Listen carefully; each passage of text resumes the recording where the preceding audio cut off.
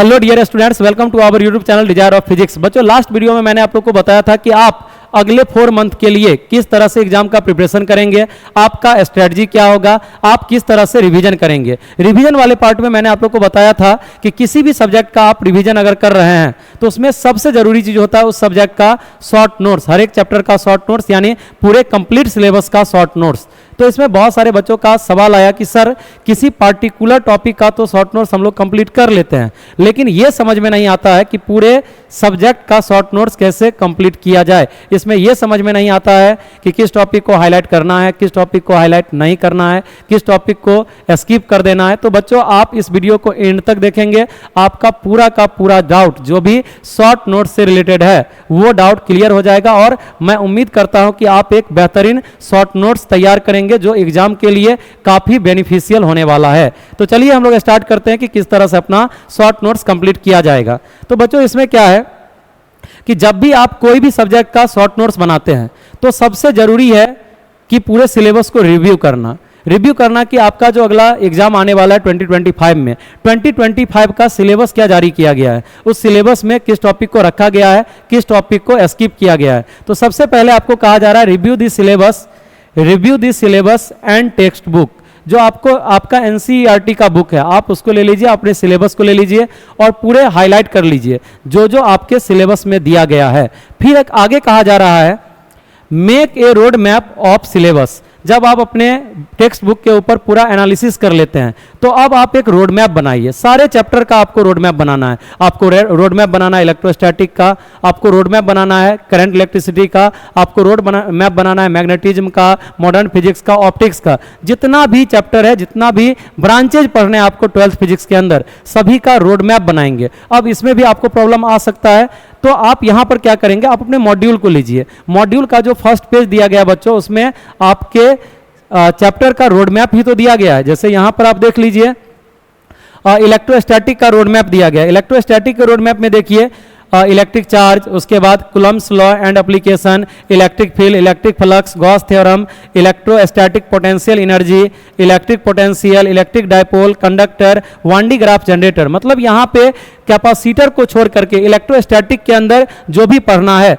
सभी का road map दिया हुआ है। तो इस तरह से आप मॉड्यूल का हिंट लेकर के भी जितना चैप्टर आपको पढ़ना है सभी चैप्टर का एक कंप्लीट रोड मैप बनाएंगे। रोड मैप बनाने के बाद आपको क्या करना है, तो अब आप आइडेंटिफाई करेंगे की टॉपिक्स एंड चैप्टर्स। आपको आइडेंटिफाई करना है की टॉपिक्स और चैप्टर को।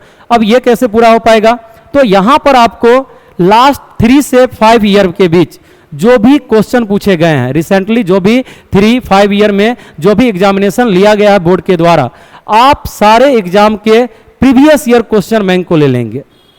जब आप पूरे प्रीवियस ईयर को देखेंगे तो आपको समझ में आएगा कि किस टॉपिक से सवाल ज्यादा किए गए हैं, किस चैप्टर को टारगेट किया गया है। तो ये आपको सपोर्ट करेगा की टॉपिक लेने में और की चैप्टर्स, जिस चैप्टर, जब जैसे मान लीजिए आप इलेक्ट्रोस्टैटिक को ही देखिएगा तो इलेक्ट्रोस्टैटिक में देखिएगा कि कैपेसिटर पढ़ना है, इलेक्ट्रिक डायपोल भी पढ़ना है। तो आप देखिएगा कि पूरे इलेक्ट्रोस्टैटिक में कैपेसिटर से बहुत सवाल किए गए हैं, इलेक्ट्रिक डायपोल वाले से जैसे टॉर्क सबको लेकर के बताया गया है वहां से भी बहुत सारे क्वेश्चन आए हैं। मैग्नेटिज्म है तो यहाँ पर EMI हो गया, moving charge, Biot Savart's law वाला जो पार्ट है वहां से क्वेश्चन आया है। ऑप्टिक्स है, वेब का हाइगन्स प्रिंसिपल हो गया, वहां से भी क्वेश्चन आया है। तो इस तरह से आपको एक बार पूरा का पूरा एनालिसिस तैयार करना है। लास्ट के 5 ईयर के क्वेश्चन बैंक को ले लीजिए, वहां से ये आपको सही ढंग से समझ में आ जाएगा।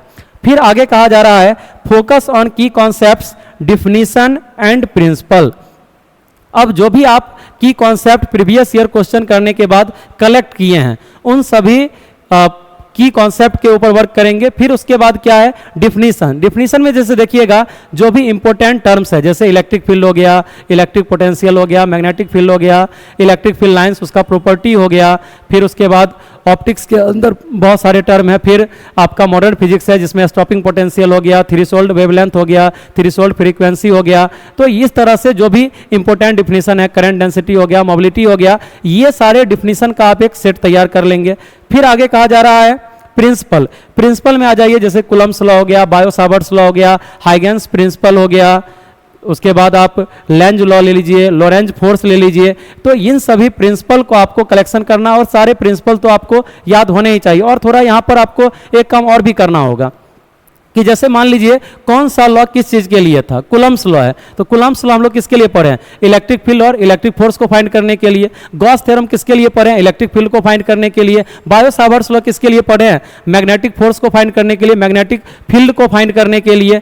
तो इस तरह से आप पूरा एनालाइज कीजिए कि किस थ्योरम को पढ़े हैं और किसके लिए पढ़े हैं।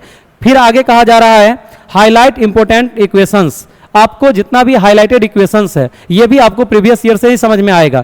जैसे मान लीजिए ऑप्टिक्स में लेंस मेकर फार्मूला हो गया, लेंस मेकर फार्मूला पे बहुत सारा सवाल किया जाता है। कैपेसिटर में एनर्जी स्टोर्ड बाय कैपेसिटर हो गया। करंट इलेक्ट्रिसिटी में भी ड्रिफ्ट वेलोसिटी का फार्मूला हो गया। बायो-सावर्ट्स लॉ का इक्वेशन हो गया। उसके बाद फैराडे में मोशनल ईएमएफ का इक्वेशन हो गया। उसके बाद मॉडर्न फिजिक्स में आइए, आइंस्टीन का इक्वेशन हो गया। आइंस्टीन का एजम्पशन भी बहुत इंपॉर्टेंट है। तो इस तरह से अगर आप सारे चीज को सही ढंग से इंप्लीमेंट करते हैं, जो भी यहाँ पर 5 स्टेप्स आपको बताया गया है कि पहले आपको सिलेबस का रिव्यू करना है, उसके बाद आपको रोड मैप कंप्लीट करना है, उसके बाद की टॉपिक और चैप्टर को टारगेट करना है, फिर फोकस ऑन की कॉन्सेप्ट, डिफिनीशन एंड प्रिंसिपल, और उसके बाद कहा जा रहा है हाईलाइट इंपॉर्टेंट इक्वेशन। हाँ, जब आप यहाँ पर ये वाला सेट कर रहे होंगे तो यहाँ पे डायमेंशनल फार्मूला और यूनिट, जो भी हाईलाइटेड फिजिकल क्वांटिटी है उनके डायमेंशनल फार्मूला और यूनिट को भी आप सही ढंग से टारगेट करेंगे। अगर आप इतना इंप्लीमेंट कर लेते हैं तो डेफिनेटली आप कंप्लीट शॉर्ट नोट्स बना पाएंगे पूरे सिलेबस का, जो एग्जाम में फोड़ने के काम आएगा। Thank you.